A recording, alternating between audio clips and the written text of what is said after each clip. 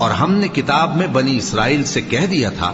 کہ تم زمین میں 2 دفعہ فساد مچاؤ گے اور بڑی سرکشی کرو گے۔ پس جب پہلے وعدے کا وقت آیا تو ہم نے اپنے سخت لڑائی لڑنے والے بندے تم پر مسلط کر دیے، اور وہ شہروں کے اندر پھیل گئے،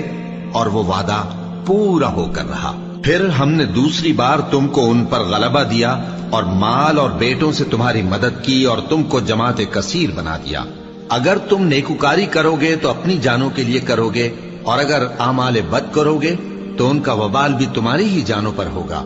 پھر جب دوسرے وعدے کا وقت آیا تو ہم نے پھر اپنے بندے بھیجے تاکہ تمہارے چہروں کو بگاڑ دیں، اور جس طرح پہلی دفعہ مسجد بیت المقدس میں داخل ہو گئے تھے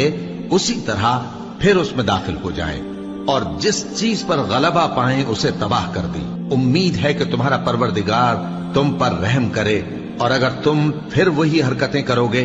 تو ہم بھی وہی پہلا سلوک کریں گے، اور ہم نے جہنم کو کافروں کے لیے قید خانہ بنا رکھا ہے۔